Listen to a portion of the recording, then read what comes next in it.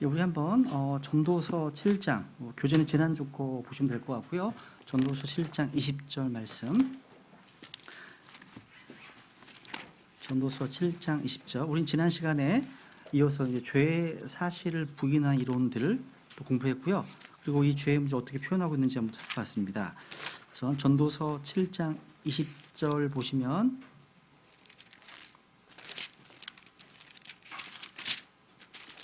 우리가 복음 전할 때 아주 종종 인용하는 유명한 구절이죠. 우리 같이 읽겠습니다. 전도서 7장 20절 시작. 선을 행하고 죄를 짓지 않는 의인은 땅 위에 하나도 없느니라.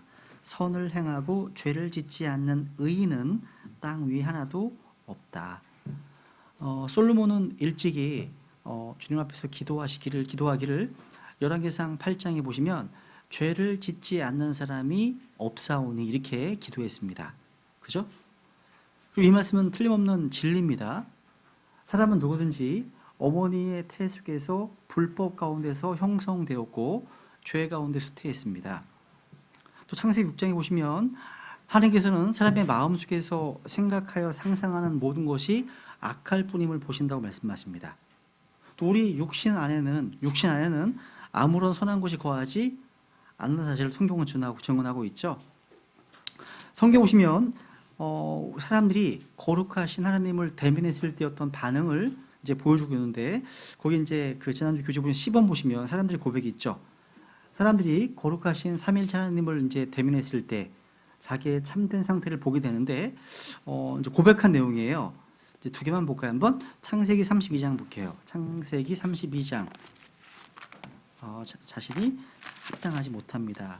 감당할 수 없습니다. 이런 고백인데요. 창세기 32장 10절. 창세기 32장 10절 보시면 야곱의 고백입니다. 나는 주께서 주의 종에게 보여주신 모든 긍휼과 모든 진리 중 가장 작은 것도 감당할 수 없사오니 내가 내 지팡이만 가지고 이 요르단을 건넜으나 지금은 두 때나 이루었나이다. 여기 보시면 야곱은 지금 주님 앞에서 자신의 무력함, 자신의 무가치함, 자신의 죄악됨을 인정하고 있습니다. 야곱은요, 라반을 통해서 자신의 정말 사악함, 자신의 거짓됨을 아마 알고도 남았을 겁니다. 근데 그런 야곱에게 하나님께서는 긍휼과 진리를 보여주셨어요. 그래서 야곱은 이것을 나는 감당할 수 없다고 이렇게 고백하고 있는 겁니다. I'm not worthy. 합당하지 않다는 거예요. 여러분, 경배가 뭐 경배가 이제 영어 단어로 worship이라고 하거든요. 합당하신 분께 엎드려 굴복하는 게 경배입니다. 이 같은 이제 어원에서 나온 거거든요. 그리고 또 욥기에 보면요, 하나님 앞에서 자신을 이제 보았을 때 보소서나는 비천한 자이오니 자신을 비천하다 말씀하고 있습니다. 천하다. 그리고 이제 나는 가난하고 궁핍하다고 말씀하고 있고 이사야서 6장에 보시면 이사야가 고백합니다. 나는 입술이 부정한 사람이 하면서 내가 망하게 되었다 얘기를 합니다. 그리고 베드로가 이제 예수님 앞에 이제 나왔을 때 오 주여 내게서 떠나소서 나는 죄 많은 사람이니이다 이렇게 고백합니다. 죄 많은 사람, 죄로 가득한 사람. 그리고 이제 탕자는 이렇게 얘기합니다. 그렇죠? 더 이상 아버지의 아들이라 불릴 자격이 없나이다. 합당하지 않습니다. 자격이 없습니다. 고백합니다. 그리고 로마서 7장에 보시면 바울이 율법은 영적이나 나는 육신적이어서 죄아래 팔렸도다. 육신적이다 자기는. 디모데전서 1장 볼게요. 이제 하나 더 디모데전서 1장. 이런 게 무척 많습니다. 하나님 앞에 대면했을 때 반응입니다. 디모데전서 1장 15절. 중요한 구절이죠. 그죠? 우리 같이 읽어보겠습니다. 시작. 이것은 신실한 말이요 온전히 받아들이기에 합당한 말이니 곧 그리스도 예수님께서 죄인들을 구원하시려고 세상에 오셨다는 말이로다. 죄인들 중에 내가 우두머리니라. 밑줄 죄인들 중에 내가 우두머리니라. 잘 보세요. 시제가 뭐로 되어 있습니까? 죄인들 중에 내가 우두머리이었다가 아니에요. 현재 우두머리니라. 디모데 전서는 바울이 순교하기 직전에 쓴 서신입니다. 목회 서신이라고 알려져 있죠. 그죠? 근데 바울이 과거에 자기가 그랬다는 게 아니라 현재 자신이 죄인들 중에 내 우두머리라고 고백합니다. 주목하세요. 그러니까 바울은 구원받기 전에 자신의 상태를 말하는 게 아니에요. 현재 자신의 모습과 상태를 말하고 있습니다. 무슨 얘기예요? 우리가 거룩하신 하나님을 알면 알수록, 그분과 가까워지면 가까워질수록 구원받은 성도는 자기의 죄성, 자신의 부패성, 자신의 무익함을 깨닫게 됩니다. 항상 그래요. 그러니까 삼위일체 하나님을 대면했던 모든 사람들의 한결같은 고백은 뭐예요? 자신은 합당하지 않습니다. 자신은 비천한 자입니다. 자신은 가난하고 궁핍한 자입니다. 자신은 먼지와 띠끌입니다. 자신은 죄에 불과합니다. 자신은 죄로 가득한 사람이고 육신적이라고 고백했습니다. 그럼 네 번째 디본 보시면요, 이제 성경에 나온 인물들을 통해서 자신의 죄를 고백하는 그런 내용을 보겠습니다. 우선 보통 사람들이 고백하기를 나는 죄를 지었습니다. 이런 고백을 많이 합니다. 죄를 지었습니다. 우선 파라오 출애굽기 9장 가볼까요? 출애굽기 9장 27절. 적그리스도를 예표하는 인물 파라오가 하나님 앞에 죄를 고백합니다. 그런데 이게 가짜예요, 가짜. 그죠? 출애굽기 9장 27절.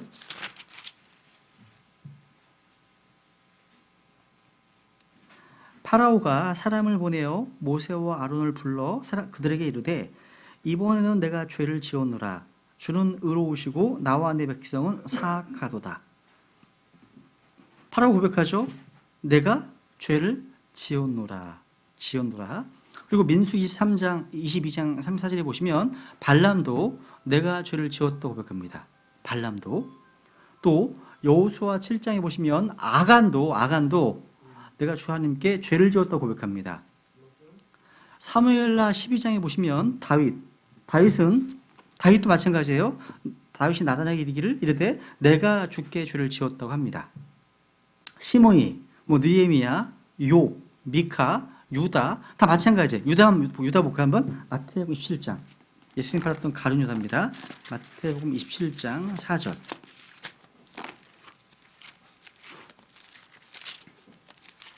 마태복음 27장 4절.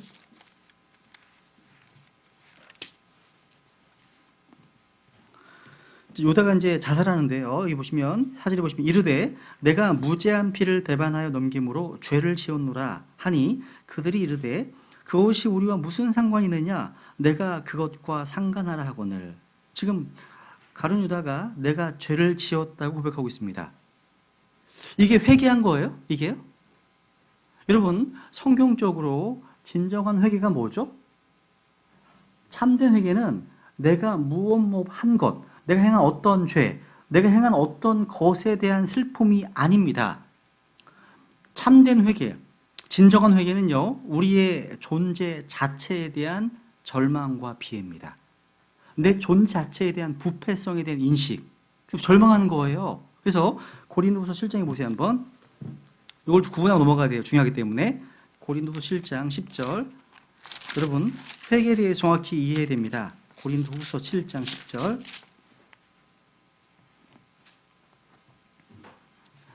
같이 읽어보죠.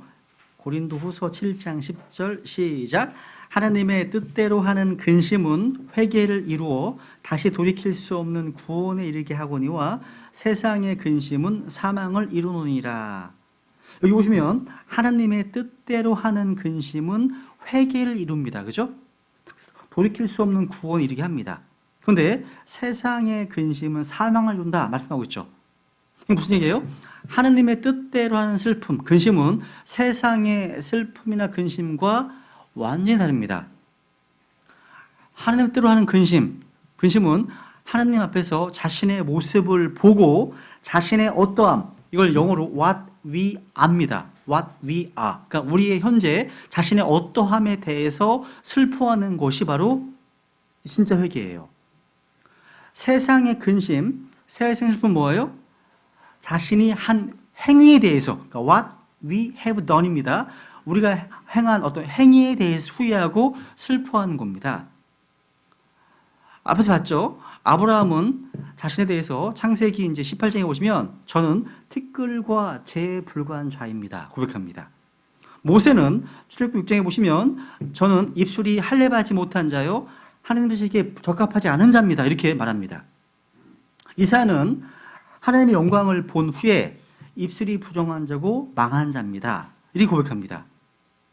욥은 주님을 이제 만난 후에 내가 내 자신을 몹시 싫어하고 티끌과 재 속에서 회개하나이다 말합니다.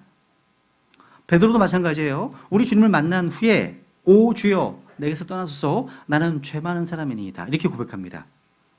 바울은 로마서 7장에서요. 자신을 끌어서 나는 비참한 사람이요 육신 안에 어떠한 선한 것도 구하지 않는다. 이렇게 고백합니다. 그리고 죄들 중에 내가 우두머리다. 이렇게 고백하는 거예요. 그러니까 이런 것들이 하나님의 뜻대로 하는 슬픔입니다. 이게요. 중요합니다. 그죠? 그러니까 이런 것들이 바로 경건한 슬픔. 그러니까 주님 앞에서 자신의 어떠함을 깨닫고 자신을 회개하는 거예요. 그러니까 자신의 어떤 행위를 회개하는 게 아니라 자신의 존재, 자신의 실체를 슬퍼하고 절망하고 근심하고 회개하는 것이 바로 하나님의 뜻대로 하는 슬픔인 겁니다. 이와는 달리 세상의 슬픔은 뭐예요? 자신의 한 일들에 대해서 후회하고 걱정하고 슬퍼하는 거예요. 파라오가 모세에게 하잖아요. 모세에게 아까 이번에는 내가 주께 죄를 지었다. 그죠? 이게 세상의 슬픔입니다. 파라오는 회개에 이르지 못했습니다. 발람도요. 자기를 막아선 주의 천사를 향해서 내가 죄를 지었노라고 고백했습니다. 발람 역시 회개에 이르지 못했고 구원받지 못했습니다. 발람 역시요. 사울왕 역시 자신의 죄를 슬퍼했지만 회개에 이르지 못했습니다. 이것은 이제 신약에서 가장 좋은 케이스가 베드로와 가룟 유다입니다. 둘 다 주님의 사도입니다. 그죠? 둘 다 주님을 배반했어요. 둘 다 주님을 부인했습니다. 둘 다 자신의 죄를 슬퍼했어요.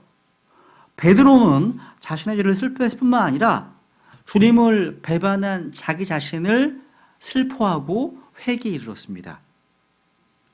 가룟 유다 역시 주님을 배반한 것에 대해서 내가 무죄한 피를 배반해서 죄를 지었다 이렇게 말하지만 유다는 회개되지 못했습니다. 우리는 여기서요. 가룟 유다는 누구죠? 유다는 성경에서 마귀입니다. 12 중에 하나는 마귀라고 말씀하셨잖아요. 그러니까 마귀인 유다가 자신이 한 일에 대해서 회개한다는 사실을 봅니다. 마귀를 예표하는 파라오, 발람 역시 자기의 행위에 대해서 후회하고 슬퍼합니다. 마귀의 자녀들의 삶은 자신의 행위에 대한 후회와 세상의 근심으로 넘칩니다. 이것은 회개되지 못하고 구원되지 못합니다. 잘 정리하면 좋겠습니다. 이 주제는 또 구원론 시간 공부도 하겠습니다.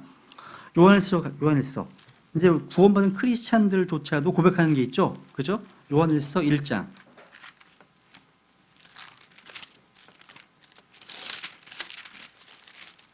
요한일서 1장.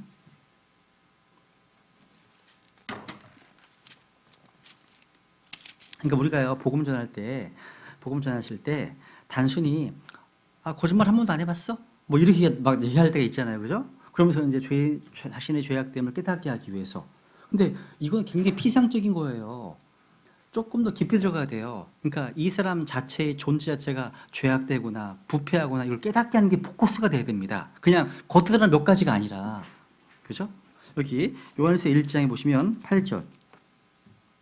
우리 읽어볼까요? 시작. 만일 우리에게 죄가 없다고 우리가 말하면 우리가 우리 자신을 속이며 또 진리가 우리 속에 있지 아니하리라. 죄가 없다고 말하면 속이는 거랍니다. 진리가 속에 없답니다. 죄 있어 없어? 죄 없는데요. 구원받았네. 이런 게 아니라는 거예요. 그죠?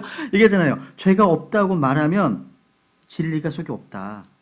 또 10절.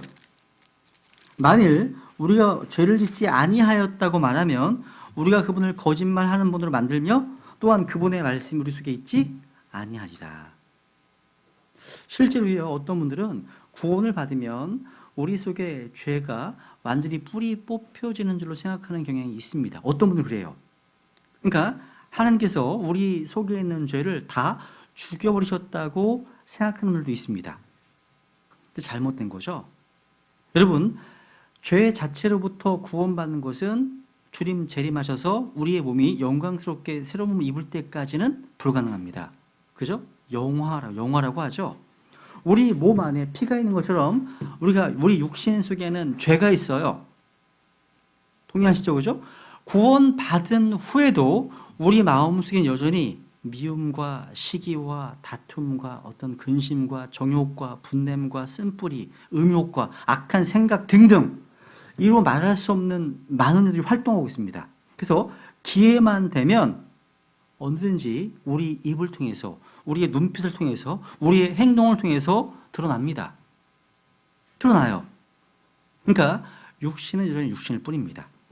여러분, 다윗의 육신이나 바울의 육신이나 여러분의 육신은 다 매한가지예요. 우리는 주님 오시는 그 순간까지 육신을 입고 이 땅을 살아가는 동안 우리 속에 죄를 안고 살아가는 겁니다. 이 죄는 내 몸 속에, 내 마음 속에 자리 잡고 있기 때문입니다. 바울이 고백하잖아요. 로마서 7장에서요. 그죠? 자기 안에 죄가 거하는 사실을 알았고 죄가 활동하고 다양한 일을 한다는 점을 고백했습니다. 그죠? 이게 우리의 일상적인 고백이고 경험이기도 합니다. 그죠? 그 다음에 로마서 3장을 볼까요? 하나님의 법을 통해서 또 확인하게 됩니다. 로마서 3장 19, 20절. 로마서 3장 19, 20절.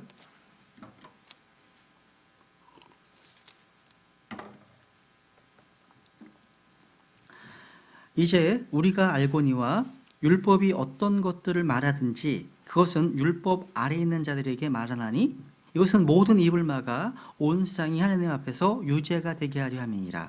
그러므로 율법의 행위로는 어떤 육체도 그분의 눈 앞에서 의롭게 될 수 없나니 율법으로는 죄를 알게 되느니라. 그러니까 여러분, 법이 없는 곳에서는 죄를 정할 수가 없죠.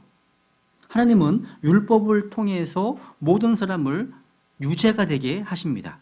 그러니까 법이 없을 때는 법을 어긴 범법이 형성되지 않아요. 왜냐면 옆에 보세요. 4장 15절.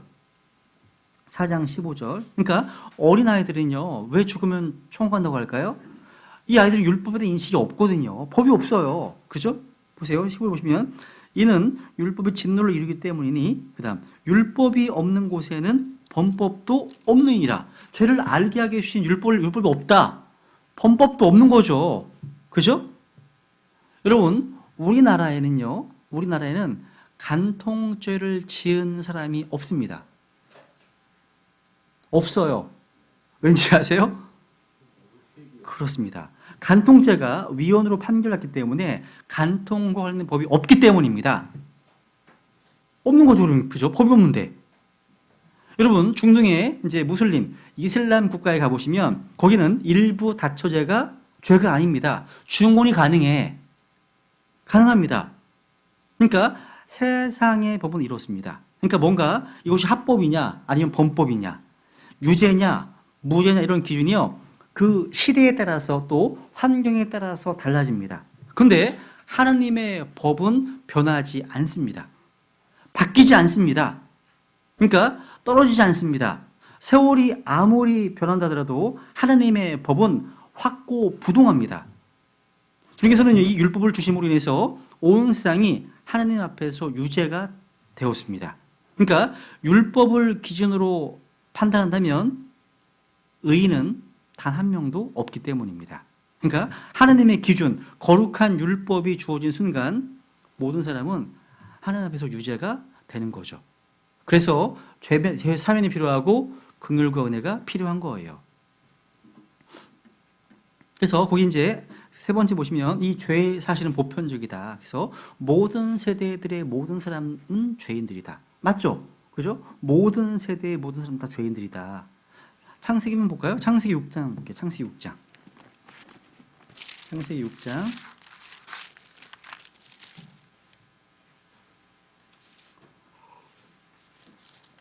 창세기 6장 5절.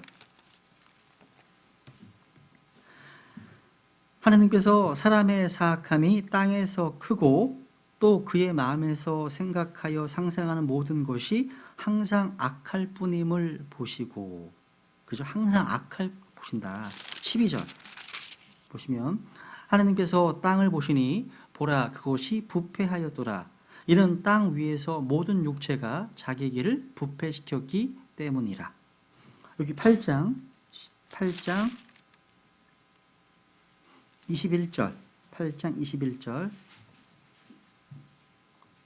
주께서 향기로운 냄새를 맡으시고 주께서 마음속으로 이르시되 내가 다시는 사람으로 인하여 땅을 또 저주하지 아니하리니 이는 사람이 마음에서 상상하는 바가 어려서부터 악하기 때문이라.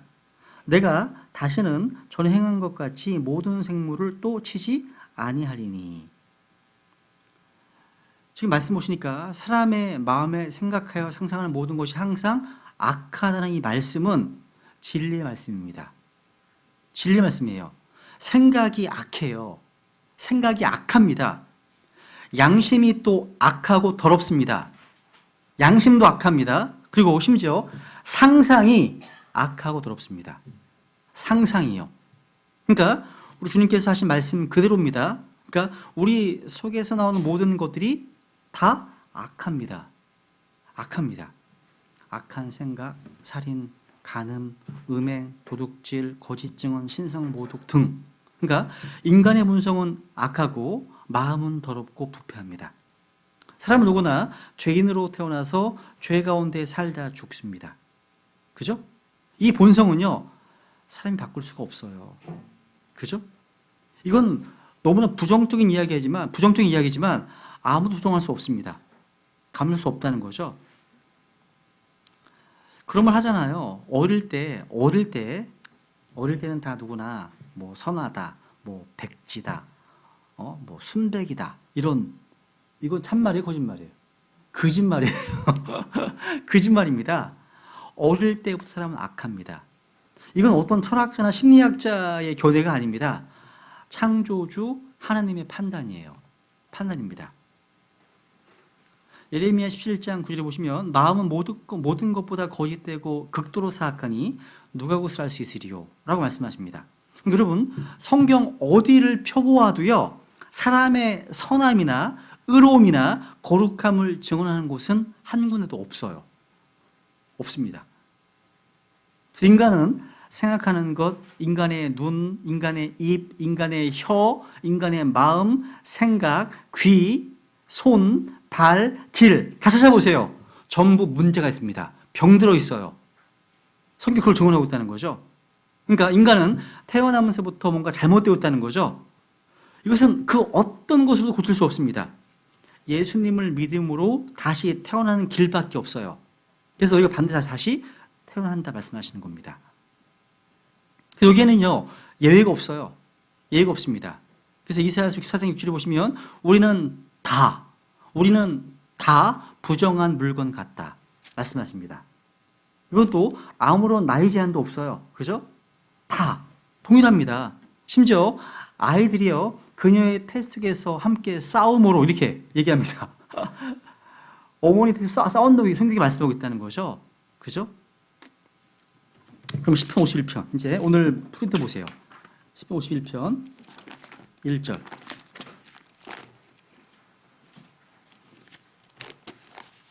이제 죄의 본성에 대해서도 공부하겠습니다. 10편 51편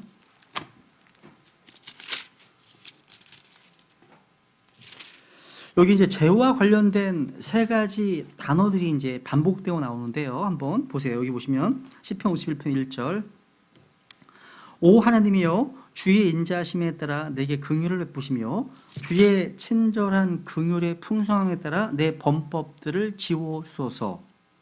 내 불법에서 나를 철저히 씻기시며 내 죄에서 나를 정결하게 하소서. 내가 내 범법들을 시인하오니 내 죄가 항상 내 앞에 있나이다. 내가 오직 주께만 죄를 짓고 이해하시죠, 그죠? 여기 보시면 반복되어 나온 표현이 우선 죄, 그 다음 범법, 그 다음 불법. 이 세 가지 죄와 관련된 용어들이 자주 사용됩니다. 이걸 잘 정리하셔야 됩니다. 죄. 로마서 3장 23절. 보세요. 로마서 3장 23절. 이건 뭐 모르는 분이 없겠죠? 로마서 3장 23절.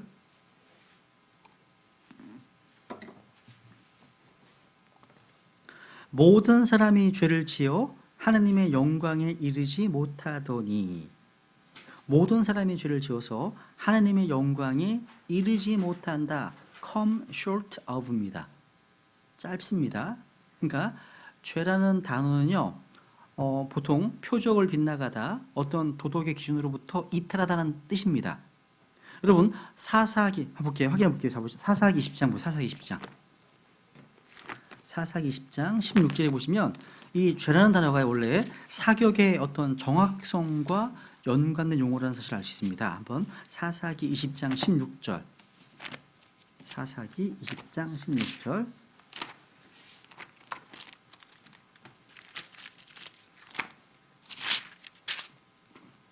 여기 보시면 이 온 백성 가운데는 선정된 왼손잡이 700명이 있었는데 그들은 각각 무림매로 돌을 던져 머리털만큼도 빗나가지 아니하게 하는 자들이더라. 보세요. 돌을 던지는데 머리털만큼도 빗나가지 아니하게 하는 자들이더라. 되어 있죠? 자, 무슨 얘기냐면 하나님에 있어서 이 죄는요, 절대적으로 완전하지 못한 모든 겁니다. 구약에서는 율법이 하나님의 완전한 기준이었습니다. 신약에서는 율법을 성취하시고 완성하신 주 예수 그리스도께서 하나님의 완전한 기준이십니다. 이 기준에 미치지 못하는 건 다 뭐예요? 죄입니다. 죄예요. 그렇기 때문에 모든 사람은 다 죄인인 거예요. 하나님의 요구는 너무 엄격합니다. 한번 야고보서 10장, 야고보서 2장 10절 보세요. 야고보서 2장 10절. 야고보서 2장 10절.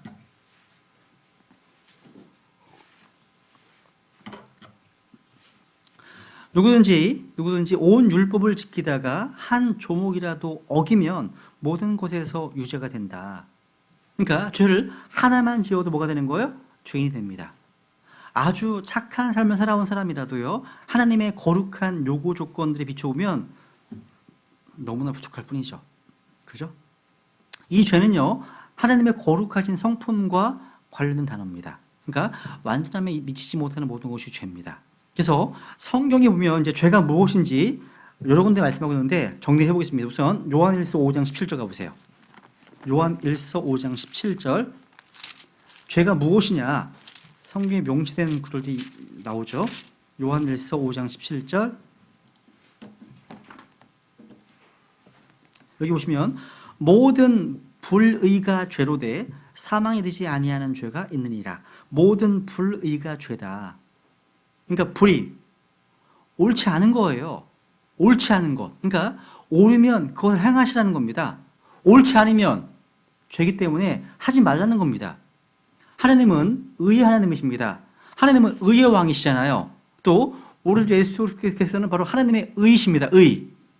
또 이 주님의 말씀은 진리고 의롭습니다. 그래서 시편 33편 4절에 보면 주의 말씀은 right, 옳다 말씀하십니다. 그렇기 때문에 하나님의 말씀에 어긋나는 것은 다 죄죠. 옳지 않은 거니까. 그죠? 그래서 모든 불의는 어떤 동기든지 어떤 목적과 형태든지 간에 다 죄입니다. 죄예요. 교통법규 어기는 거 죄입니다. 옳지 않잖아요. 그러니까 옳지 않은 건 죄입니다. 그 다음 보세요. 요한일서 앞에 3장 4절. 요한일서 3장 4절. 누구든지 죄를 범하는 자는 율법도 범하나니, 그 다음 죄는 율법을 범하는 것이니라. 그러니까 모든 불법도 죄입니다. 율법을 범하는 것이 죄입니다. 주님은 히브리서 1장 9절에 보시면 의를 사랑하시고 불법을 미워하십니다. 불법 미워하십니다. 또 주님의 율법은 선하고 의롭고 거룩한 겁니다. 10편 19번 10절 말씀하시죠? 그러니까 율법은 모든 도덕의 기준이고 표준입니다. 율법은 모든 가치 판단의 기준입니다. 그래서 우리 크리스찬들은요, 뭐예요? 성경적 기준과 가치관을 분명히 세워서 이 세상의 어떤 가치관 기준에 동화되지 말아야 됩니다. 그죠? 그 다음 또 보세요. 여기 또 이제 자귀의 죄가 나오죠. 부자기의 죄. 야고보서 4장 17절. 야고보서 4장 17절 보세요. 한번 또 죄가 무엇인지 또 언급되어 있습니다. 야고보서 4장 17절.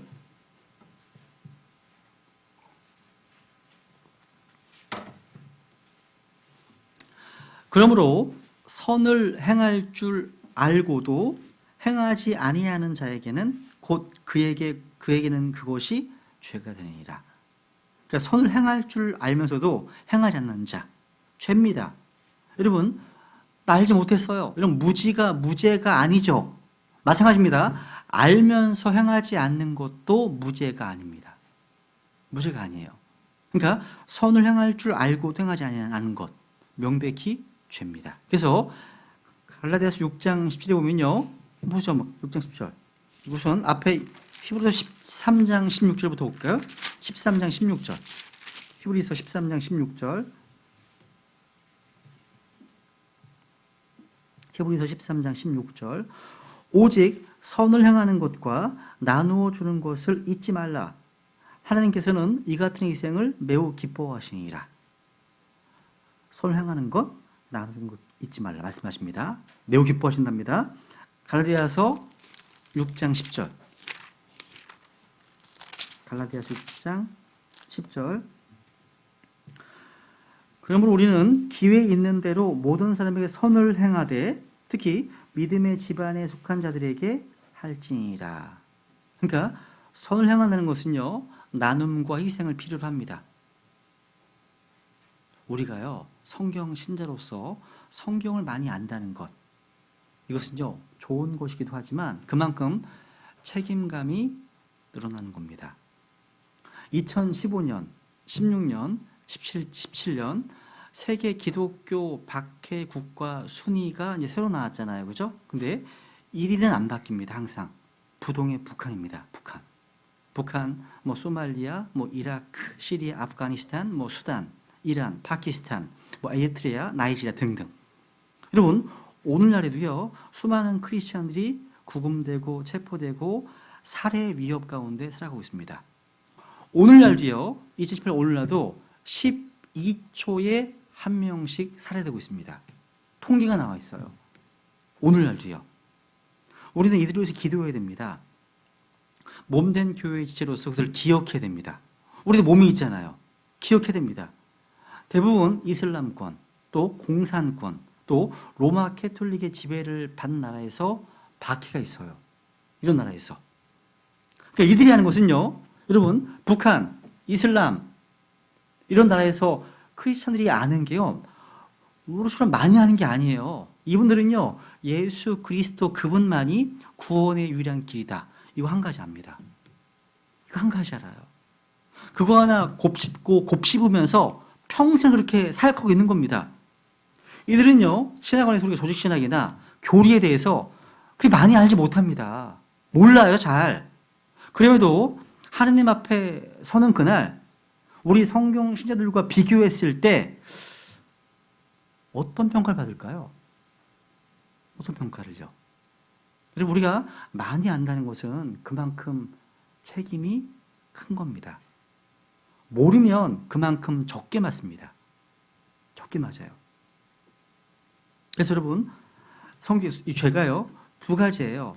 자귀의 죄가 있고 부자기의 죄가 있는 거예요. 그죠? 이 죄는요, 몸과 관련되어 있지 않고 우리 생각 속에서 범해질 수 있습니다. 그러니까 죄는 다 죄인데 성경은 사악함의 정도에 있어서 다른 죄들을 능가하는 특별한 죄를 또 지적합니다. 성경이 나와요. 죄는 죄인데 특별히 큰 죄가 나와요. 그래서 출애굽기 32장에 보시면 우상을 숭배했던 그 큰 죄, great sin, 큰 죄가 나와요. great sin. 또 창세기 18장 27에 보시면 그들의 죄가 심히 중함으로, 그러니까 하느님 보실 때 죄가 다 같은 게 아니에요. 어떤 죄는 훨씬 더 크고 중한 거예요. 그렇기 때문에 이 죄에 대한 심판과 형벌에 차등이 있는 겁니다. 지옥 가게 되면 다 같은 형벌 정도가 아니에요. 차등의 정도가 있다는 거죠. 그래서 복음에 보시면 너희가 더 큰 정죄를 받으리라. 더 큰 정죄. 이런 말씀하시거든요. 그러니까 지옥에서의 형벌도 뭐가 있다는 거예요? 차등이 있습니다. 우리가 이제 하늘나라에 가게 되면 우리가 받게 되는 그 보상, 상속, 유업의 영광도 다 차등이 있습니다. 돈은 다 동일하지만 이 땅에서 내가 어떻게 살았는가에 따라서 우리가 받게 되는 상속, 유업도 달라요. 영광은 다른 겁니다. 다른 거예요. 그죠? 똑같습니다. 지옥도 마찬가지예요. 심판날에 두로와 시돈이 너희보다 소돔 땅보다 더 견디기 쉬울 것이다. 말씀하십니다. 너희가 더 큰 정죄를 받는다. 그러니까 이런 죄의 어떤 경중에 따라서 지옥에서의 형벌도 차등이 있을 것이다. 이렇게 성경이 말씀하고 있다는 거죠. 로마서 14장 볼까요? 로마서 14장 23절. 로마서 14장 23절.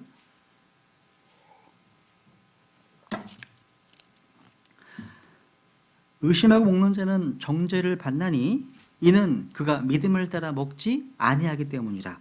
무엇이든지 믿음에서 나지 아니하는 것은 죄니라. 그러니까 믿음에서 나지 않은 것은 다 죄입니다. 그러니까 믿음 이외에 다른 동기에서 행하는 것, 이게 예배든 성경 공부이든 복음 전도이든 찬양이든 간증이든 섬김이나 어떤 봉사든 다 마찬가지예요. 믿음 이외에 다른 동기에서 하는 것 다 뭐예요? 죄입니다. 믿음은 하나님의 말씀에서 오는 거예요. 그래서 하나님의 말씀에 나지 않는 것은 다 죄라는 거죠. 자기 생각, 다른 사람들의 생각을 따르기 전에 항상 우리는 주님의 말씀에서 나오는 믿음을 따라서 행하라는 거죠. 그리고 잠언 21장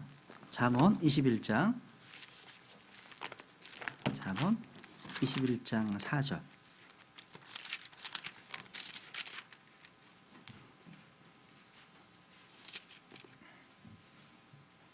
잠언 21장 4절 보시면 거만한 눈빛과 교만한 마음과 사악한 자의 쟁기질은 죄니라. 야, 거만한 눈빛, 교만한 마음, 사악한 자의 쟁기질 다 죄입니다. 오랜 세월 동안 자신은 아무런 죄도 짓지 않았다라고 하는 어떤 형제가 있습니다. 그 형제는 자랑의 죄를 진 거예요. 자랑의 죄를 진 겁니다. 이 옆에 24장 9절에 보시면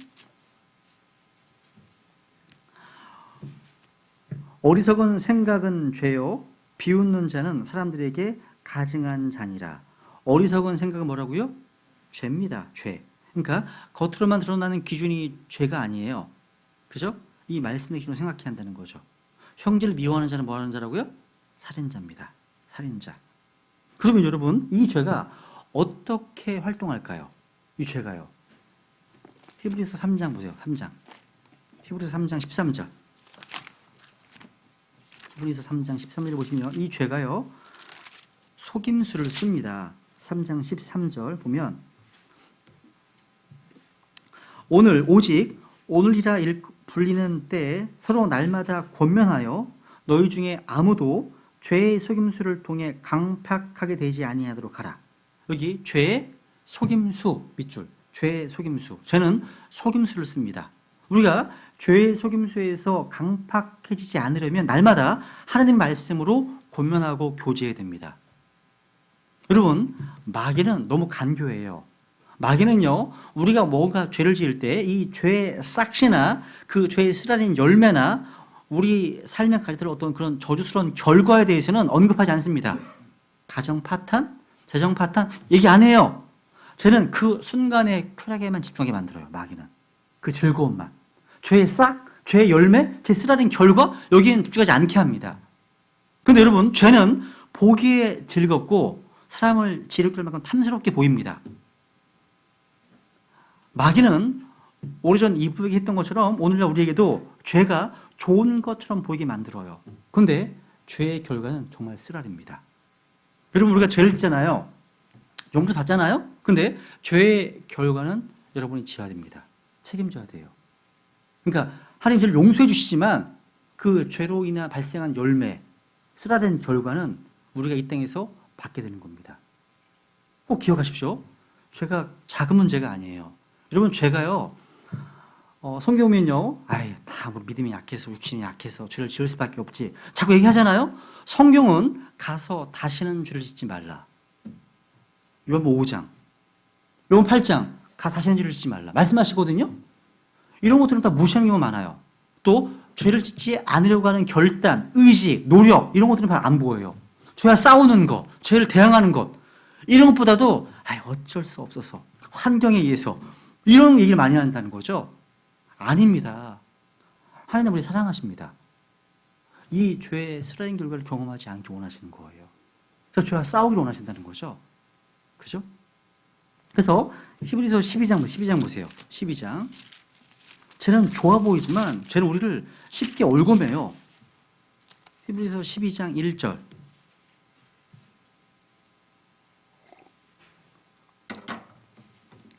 그러므로 증인들이 이렇게 큰 구름을 이루며 또한 우리를 둘러싸고 있으니 모든 무거운 것과 너무 쉽게 우리를 얽어매는 죄를 우리가 떨쳐버리고 인내로 우리 앞에 놓인 경주를 달리며, 보시면 너무 쉽게 우리를 얽어매는 죄는 우리를 쉽게 얽어맵니다. 그러니까 우리는 우리 안에 죄성, 타락한 본성이 있어요. 그래서 죄가요 아주 자연스러워요. 죄가요. 여러분, 개가 짖죠? 개가 야옹야옹하나요? 개는 멍멍 짖잖아요. 마찬가지예요. 죄인이 죄를 짓는 것은 본성이니까 아주 쉽고 자연스럽습니다. 성경은요, 우리에게서 이 스탠드, 굳게 서라, 싸우라, 피하라, 깨어있어라, 대항하라, 저항하라, 이렇게 말씀하십니다. 왜냐하면 죄가요, 우리를 너무나 재빨리 우리를 사로잡아 버리기 때문입니다. 그래서 D.L.모드가 그런 말 했잖아요. 신앙생활은 자전거 타는 것과 같습니다. 페달을 계속 돌려야 한다는 거죠. 그렇지 않으면 넘어진다고요. 그래서 여러분 이 죄에 대해서 너무나 쉽게 얽어맨 이 죄에 대해서 여러분 싸워야 되고 대항해야 한다는 거죠. 그리고 잠언 5장. 죄는요 굉장히 파워풀합니다. 잠언 5장.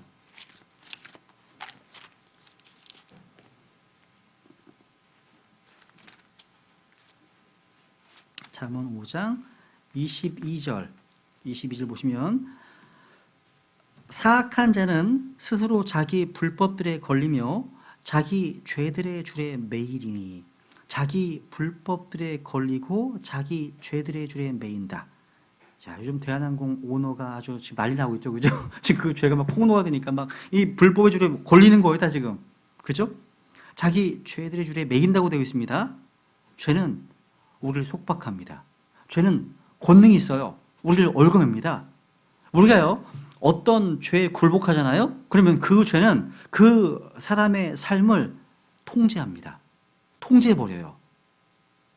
그러니까 우리가 스스로 그 죄를 피하는 것 대신에 죄를 선택하잖아요. 그럼 나중에 그 죄가 나를 통제해버려요. 담배, 술, 마약, 포르노그래피 다 중독되잖아요. 노예화시키는 겁니다. 속박의 멍에 가운데 있게 하는 겁니다. 죄가 강력하다는 거죠. 또 보세요. 잠언 8장 보세요. 8장. 잠언 8장 36절. 이 죄는요 굉장히 해롭습니다. 그러나 나를 대적하여 죄를 짓는 자는 자기 혼을 해치나니 나를 미워하는 모든 자는 사망을 사랑하느니라. 그러니까 죄를 짓는 자는 자기 혼을 뭐 한다고요? 해친다. 기록된 말씀 그대로입니다. 죄는 좋은 게 아니에요. 죄는 우리에게 해롭습니다. 죄의 싹, 죄의 결과. 그러니까 죄는요 그 죄를 지은 사람으로 하여금 뭔가 대가를 치르게 만들어요. 그냥 해결되는 게 아니에요. 죄는 대가가 있습니다. 싹이 있다는 거죠. 심지어 이 죄 때문에 육체적인 질병이나 심지어 죽기까지 할 수 있습니다. 죽음을 초래할 수 있어요. 이런 죄에 대해서 잘 정리하시면 좋을 것 같습니다. 두 번째 이제 범법. 아까 이제 요한일서 3장 4절에서 죄를 범하면 율법을 범하는 것이다. 죄가 율법을 범하는 것이기 때문에 말씀하고 있습니다. 이 범법은요, 단어 자체가 뭔가 넘어가다, 한계를 초과하다는 뜻입니다. 이 단어는요, transgression. 뭐냐면 넘어가는 거예요. 법을 위반하거나 어기는 거예요. 어렵지 않습니다. 그러니까 이 단어는 특히 하나님의 거룩한 법과 관련되어 있습니다. 율법. 이 범법은 구약에서 157번, 신약에서는 19번 나옵니다. 이 범법과 연관된 부분은 주로 사람의 몸입니다. 몸이에요, 몸. 그래서 민수기에 보면요, 모세가 이르되 너희가 어찌하여 이제 주의 명령을 범하느냐, 오직 그 일은 형통하지 못하리라 말씀하십니다. 그러니까 이 범법이라는 단어는요, 하나님의 거룩한 율법과 연관되어 있어요. 그리고 몸과 주로 관련되어 있습니다. 그 다음 세 번째, 불법. 이거 중요합니다. 불법은요, 이사야서 59장 볼게요. 이사야서 59장. 불법에 대해서는 잘 정리하시면 좋겠습니다. 불법. 이사야서 59장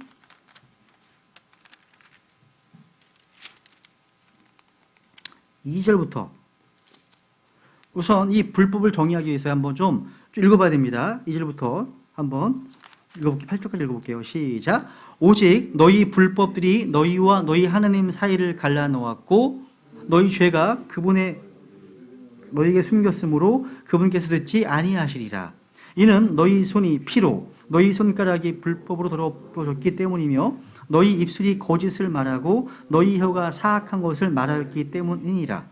정의를 위해 외치는 자도 없고 진리를 위해 변호하는 자도 없으며 그들이 헛된 것을 신뢰하고 거짓을 말하며 해악을 품며 불법을 낳고 독사의 알을 까며 거미줄을 짜나니 그들의 알을 먹는 자는 죽을 것이요 밟힌 것은 터져서 독사를 내느니라. 그들의 거미줄은 옷이 되지 못하고 그들이 자기 행위로 자기를 가리지 못하리니 그들의 행위는 불법의 행위이며 그들의 손에는 난폭한 행동이 있고 그들의 발은 악을 향해 달려가며 그들은 무죄한 피를 흘리는 데 빠르고 그들의 생각은 불법의 생각이니라. 황폐와 파멸이 그들의 행로들에 있으며 그들이 화평의 길을 알지 못하고 그들이 가는 곳에는 판단의 공의가 없도다. 그들이 그것들을 구분 행로로 만들었으니 누구든지 그 안에서 가는 자는 화평을 알지 못하리로다. 그 뒤에 12절 보세요. 12절. 우리의 범법들이 주 앞에 심히 많으며 우리의 죄들이 우리를 쳐서 증오하나니 우리의 범법들이 우리와 함께 있으며 우리의 불법들에 관하여는 우리 그것들을 아나이다. 13절 가실죠. 시작. 우리가 주를 대적하여 죄를 짓고 거짓말을 하며 우리 하나님을 떠나 학대와 반역을 말하고 마음에서 거짓된 말들을 수태하여 말하매. 보세요. 여기 보시면요, 이 불법이라는 단어가요, 같이 나오는 게 무법, 또 사악함, 또 굽어있다, 또 사악한 것, 또 삐뚤어짐 같이 나와요. 그러니까 이 단어는요, 올바른 것을 왜곡시킨다 이런 뜻입니다. 왜곡시킨다. 우리 잘 아는 말씀 시편 66편 보세요. 66편 18절 보세요. 시편 66편 18절. 시편 66편 18절.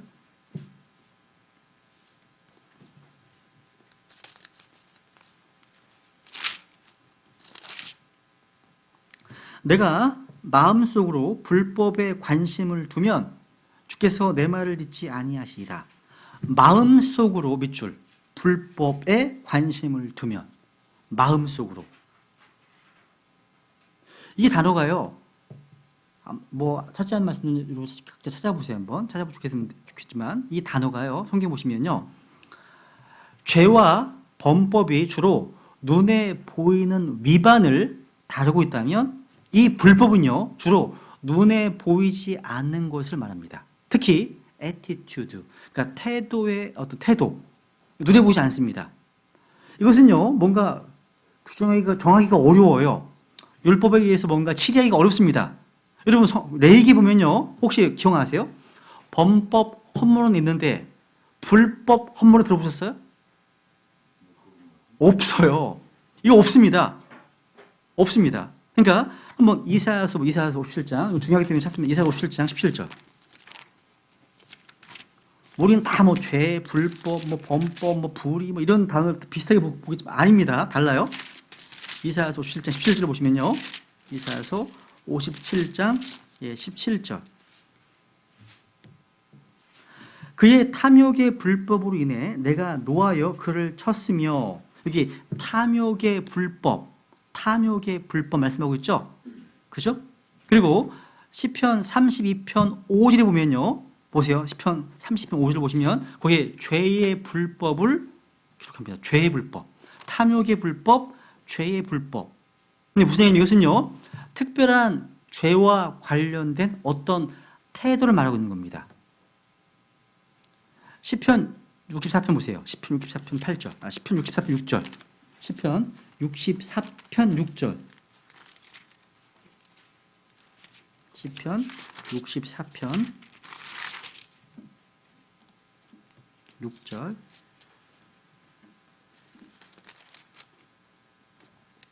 그들은 불법들을 탐구하며 부지런히 찾나니 곧 그들 각 사람의 속 생각과 마음은 깊도다. 깊도다. 여러분, 이 말씀은 불법을요, 내적인 사고와 같은 태도로 정의하는 겁니다. 태도는 지성과 마음과 연결되어 있어요. 사실 지성, 마음, 영은 밀접한 성경적 관련을 가지고 있습니다. 그러니까 정리하면 뭐냐면 불법은 분명하게 태도와 밀접한 관련을 갖고 있습니다. 특히 우리 성경 신자들 사이에 이 태도가 되게 중요해요. 그래서 그 러커 목사님이 이제 돌아가신 지 2주년 됐다고 하는데, 러커 목사님께서 이제 독립침례교를 다니시면서 했던 그 어떤 사경의 주제가 가장 많은 게 뭐였냐면 이거였습니다. Bad Attitude Christians Blow Out이라는 사경의 제목이에요. 보시면 나쁜 태도의 크리스찬들은 꺼져버리자, 이런 이상한 거거든요. 그러니까 태도가 좋지 않은 성경 신자들에 대해서 굉장히 많이 세미나를 했습니다. 성경을 많이 하니까 뭔가 지식이 들어오니까 막 이게 막 흥분해가지고 막 이거 막 쏘아붙이는 거죠. 이 태도의 문제, 이것이 바로 불법의 문제입니다. 그러니까 여러분, 구원받은 성도들 가운데 서로 믿음이 다를 수 있습니다. 다른 부분이 분명히 있어요. 이 교회, 한 교회 안에서도요, 서로 믿음이 다른 부분이 있습니다. 근데 이게 근본적인 교리가 아니라면, 즉 본질의 문제가 아니라면 다르게 볼 수 있는 여지가 있음을 서로 인정하고 존중하면서 겸손하게 바른 태도로 자신의 믿음을 표현하면 문제가 없어요. 근데 이 태도가 굉장히 위험할 때가 많다는 거죠. 이게 말처럼 쉽게 되지 않는 것 같아요. 저는 저희 교회에서요, 그런 얘기를 가끔 합니다. 홍문님께서 무슨 말을 하실 때 세 가지의 문을 거치면 좋겠다. 이 말이 올바른 말인지 생각해 보십시오. 먼저 바른 말인지, 올바른 말인지. 그리고 또 이것이 올바른 말이라 할지라도 듣는 상대방에게 이것이 필요한 말인지 생각해 보십시오. 그리고 이것이 올바른 말이고 필요한 말이라 할지라도 친절한 태도로 친절한 말이 아니라면 하지 마십시오. 그래서 교회 안에서 누군가 저에게 뭔가를 건의하는데 세 번째 단계가 미스다. 저 억셉트 안 합니다. 그러니까 아무리 옳은 말이라 할지라도 친절하게 말하지 않는다. 억셉트 안 합니다. 그래서 이 세 가지를 꼭 통과해야 한다고 얘기합니다. 옳은 말이냐, 필요한 말이냐, 그 다음 뭐라고요? 친절한 말이냐. 이게 바로 태도예요. 태도와 자세가 중요하다는 겁니다. 이게요. 여기 또 보세요. 특히 욥기 13장에 보세요. 이게 불법과 연관된 부분이에요. 욥기 13장 26절. 욥기 13장 26절.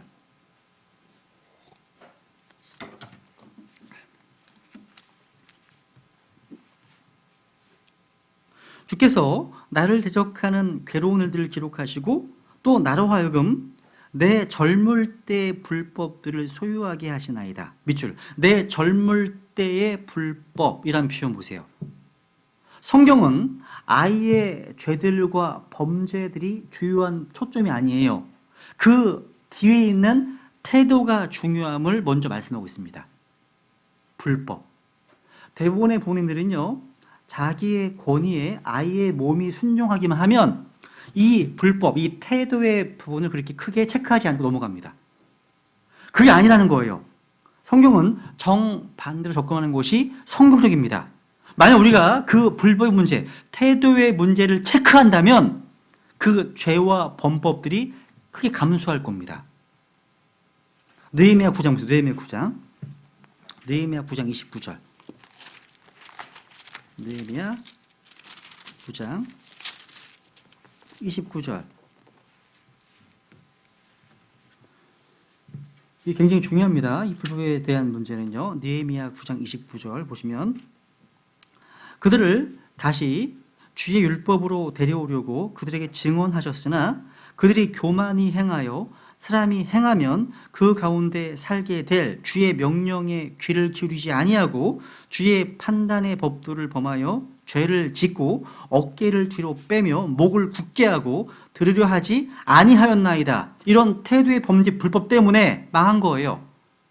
여러분, 아이들이요 어느 정도 나이가 되어서 이 죄와 범법에 대해서 알게 되면 징계에 있어서 중요한 불법의 문제를 다루어야 합니다. 이게 뭐냐면 뿌리의 문제입니다. 뿌리의 문제. 그렇지 않으면 아이들을 지옥불의 위험에 빠뜨리게 될 거기 때문에 그렇습니다.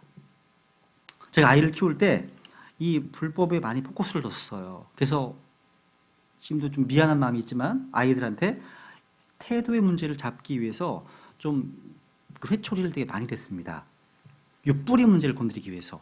그냥 순종하지 않는 거 이런 행하는 문제보다는 태도가 되게 많이 문제가 있네. 태도가 저게 뭐지? 이런 태도의 문제 있잖아요.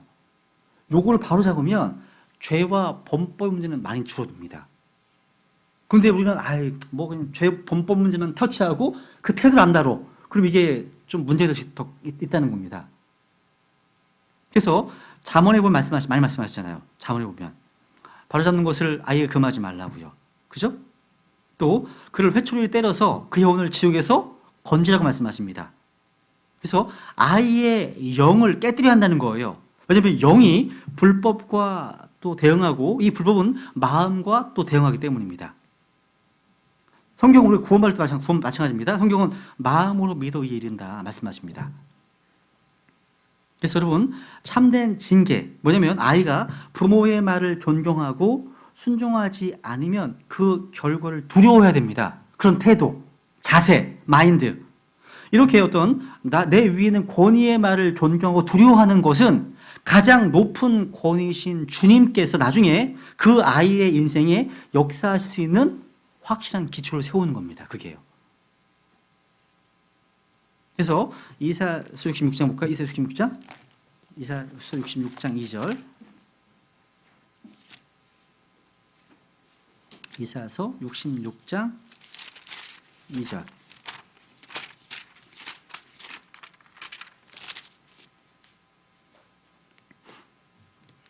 그 모든 것들을 내 손이 만들었으므로 그 모든 것들이 존재해 왔느니라. 주가 말하노라. 오직 나는 이런 사람 곧 가난하고 통회하는 영을 가진 자 내 말에 떠는 자를 보살피리라.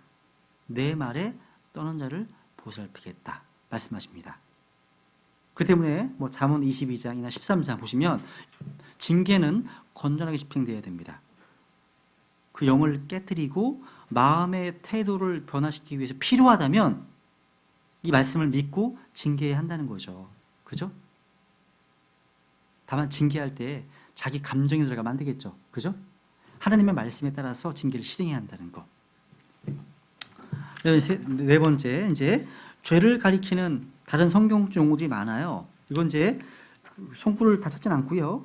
집에 가셔서 좀 확인하시면 좋겠습니다. 그러니까 하나님의 말씀에 보면 수많은 다양한 단어들이요.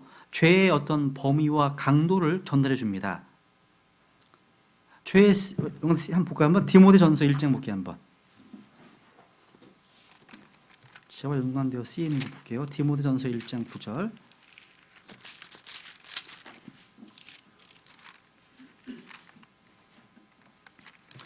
디모데전서 1장 9절. 여기 이것을 알라 곧 율법은 의로운 사람으로 인해 만들어지지 아니하고 오직 법을 무시하는 자와 불순종하는 자와 경건치 아니한 자와 죄인과 거룩하지 아니한 자와 속된 자와 아버지를 죽이는 자와 어머니를 죽이는 자와 사람을 죽이는 자와 음행을 일삼는 자와 이런 사람들을 위해서 만들어졌다 말씀하고 있는 거거든요. 되게 많죠. 많은 얘기 나옵니다. 예를 들어서 이제 보시면 이제 불이의 문제, unrighteousness, 불의가 있고 또 범법의 문제. 이거 아까 트랜스그레션이 아니라 이건 트레스패스입니다. 비슷합니다, 이거는요. 범법. 그다음에 이제 범죄에 대한 단어가 있고요. 잘못. 요건 중요하니까 짚고 넘어가죠. 갈라디아서 6장 보세요, 한번. 6장. 이 잘못에 대한 문제는 킹제임스 성경에서만 좀 기록되어 있으니까 보세요, 한번. 갈라디아서 6장 1절. 6장 1절.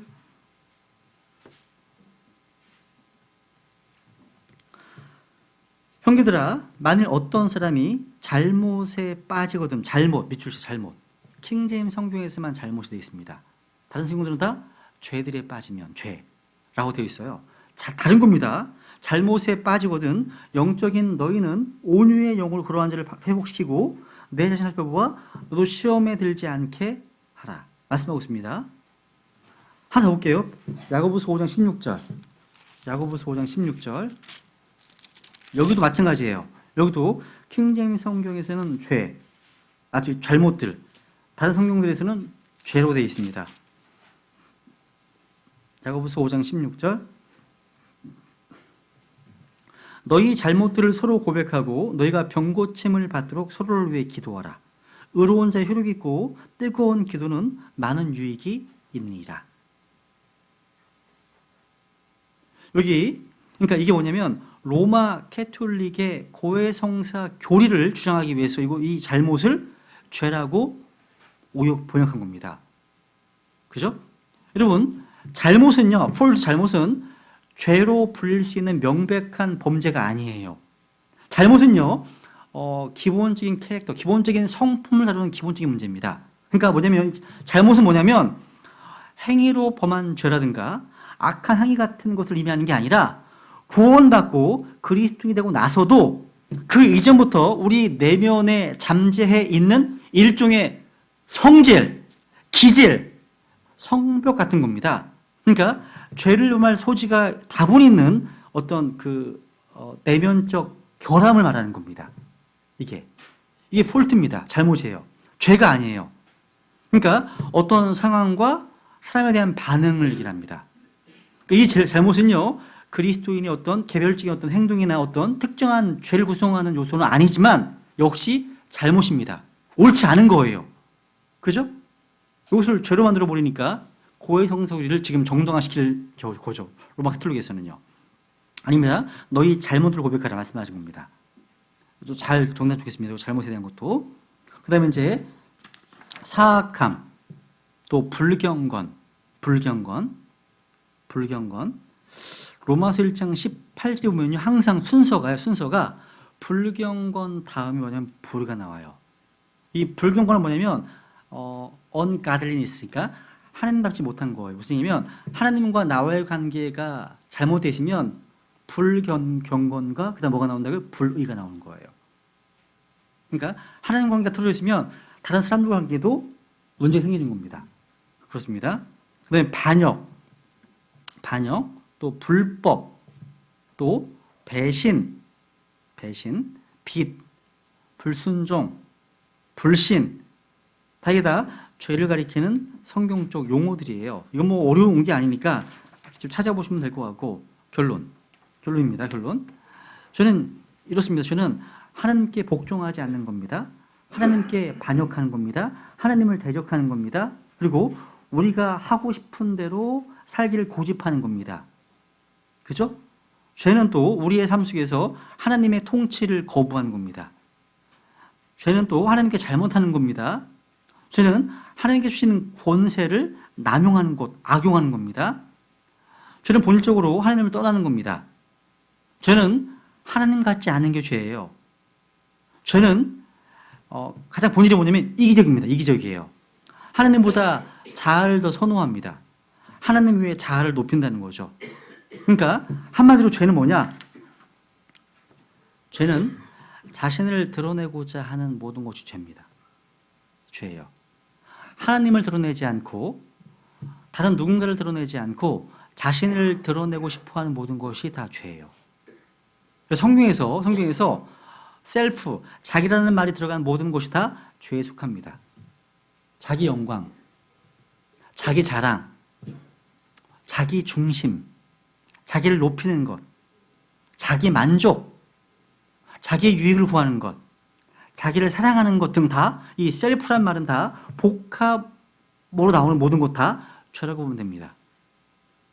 우리는 셀프, 자기와 결합해야 될 단어는 뭐예요? 우리 뭐가 결합돼야 되죠? 자기 뭐가 나와야 돼? 네? 자기 뭐가 나와야 되죠? 부인. 자기 부인이 나와야 됩니다. 자기 부인. 또 자기 십자가가 나와야 되겠죠. 그러니까 죄의 뿌리는 언제나 뭐라고요?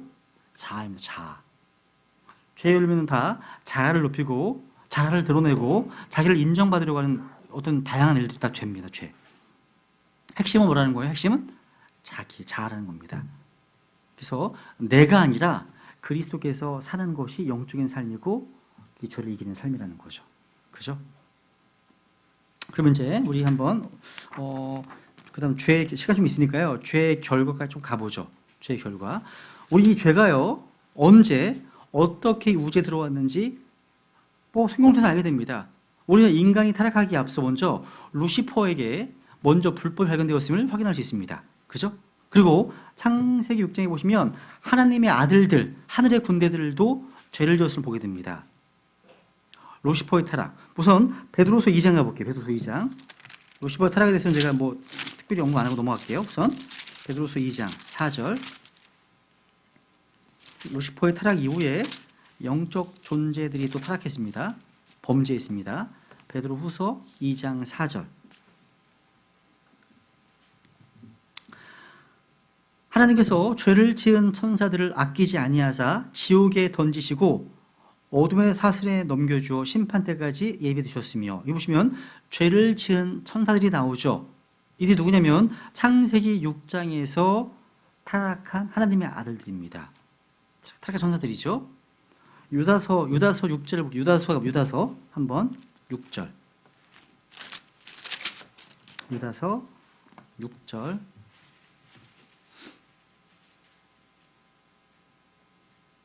여기 보시면 또 자기들의 처음 신분을 지키지 아니하고 자기들의 처소를 떠난 천사들을 큰 날의 심판 때까지 영존하는 사슬로 묶어 어둠 밑에 예비해 두셨는데, 여기 자기들이 처음 신분을 지키지 아니하고 처소를 떠난 천사를 나오죠. 이게 창세기 6장에 나와 있는 하나님의 아들들입니다. 원래 이들의 천사는 어디였습니까? 셋째 하늘이요. 셋째 하늘. 근데 이들이 그 처소를 떠나서 여인들과 동거하기 위해서 천사의 신분, 천사로서의 본성을 버리고 인간의 본성을 취했다는 거 있습니다. 그래서 시편 82편에 보시면요, 82편에 보시면 그로 인해서 이들도 죽을 수 있게 되었습니다. 여러분, 예수님께서 인간의 본성을 입으셨다는 면에서는 거의 동일합니다. 다만 이유가 다를 뿐입니다. 예수님은 사람 딸들과 혼인하기 위해서가 아니라 죄인들을 대신해서 그 죄인들을 위해 죽으러 오신 거죠. 또 예수님께서는요, 자신의 신성을 포기하지 않으셨습니다. 그죠? 주께서는 두 가지 본성을 다 진히 사셨습니다. 그런데 이 타락한 천사들은 뭐예요? 낯선 육체와 동거하기 위해서 자신의 신분을 버렸습니다. 그 낯선 육체가 뭐예요? 7절에 나오는 낯선 육체. 나오죠? 낯선 육체 7절에 나오죠? 유다서 7절에. 낯선 육체는 바로 인간의 육체입니다. 인간의 육체.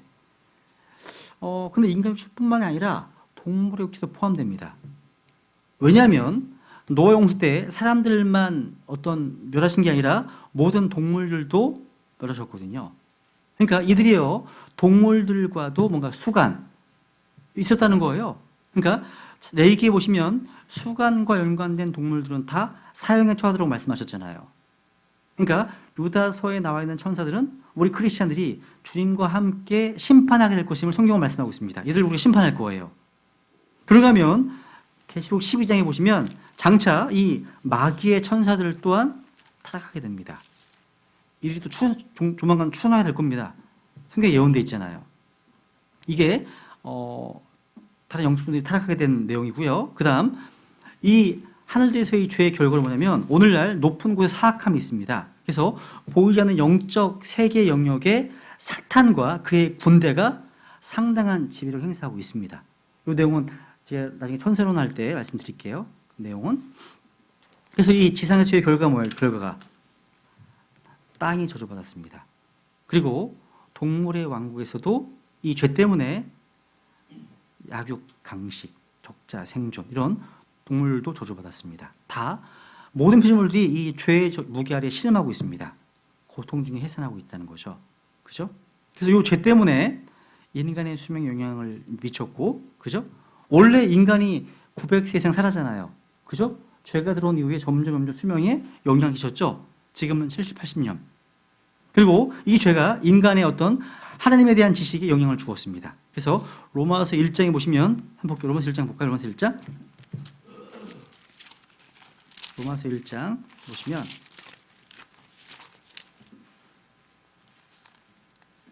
로마서 1장 21절부터 보면요. 뭐 설명하지 않고 넘어갈게요. 1장 21절 보시면 그들이 하나님을 알되 그분 하나님으로 영화롭게 하지도 아니하고 감사하지도 아니하며 오히려 자기들의 상상 속에서 허망해지고 또 그들의 어리석은 마음이 어두워졌나니 그들은 스스로 지혜롭다고 선언하나 어리석은 자가 되어 썩지 아니 하나님의 영광을 썩을 사람이나 새나 네발랄린 짐승이나 기어다니는 것들과 형상으로 바꾸었다. 이게 타락의 단계를 보여주는 거예요. 타락의 단가. 그러니까 이런 불경건의 증가로 말미암아 지금 이런 불법이 넘치고 있는 겁니다. 같이 비례가는 거예요. 그래서 우리 인간은요, 그 개인적으로 죄의 결과로 모든 사람은 죄인이 되었죠. 우린 출생에 의해서 죄인이고 본성에 의해서 죄인이고 선택에 의해서도 죄인이고 행위에 의해서도 죄인입니다. 맞죠, 그죠? 출생, 본성, 선택, 행위에 의해서요. 욥기 25장 하나 찾고 이제 여기까지 좀 할게요. 욥기 25장 보세요. 25장 4절. 우리는 본질상 죄인입니다. 본질상. 그죠? 죄성이 있잖아요. 욥기 25장 4절.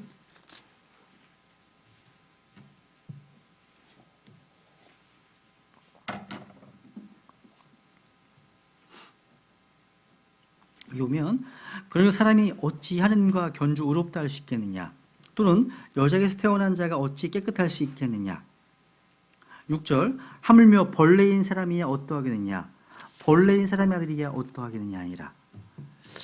벌레, 이게 처음 읽으면 굉장히 좀 불쾌한 이야기죠.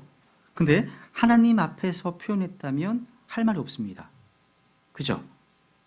그러니까 우리는 죄가 드러나야 알지만 하나님은 이 죄가 잠재되어 있는 걸 보신 겁니다.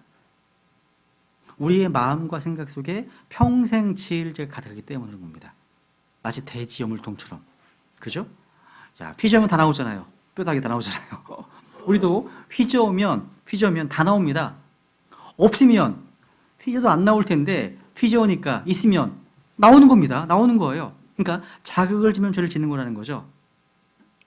인간이 그런 존재예요. 그죠? 이게 하나의 불의 모습입니다. 이런 얘기 하나 있잖아요. 게리와 조라고 하는 형제 얘기가 유명합니다. 이 게리와 조는요, 온갖 나쁜 행위를 일삼았던 악당들입니다. 어느 날 형 게리가 죽었습니다. 동생 조가요, 형의 장례식을 치르기 위해서 동네 목사님을 찾아갔습니다. 목사님, 우리 형 장례식 좀 치러주십시오. 만약에 장례식 도중에 우리 형을 성자라고 얘기해 주시면 제가 이 교회당을 새로 지을 수 있는 거액 현금을 하겠습니다.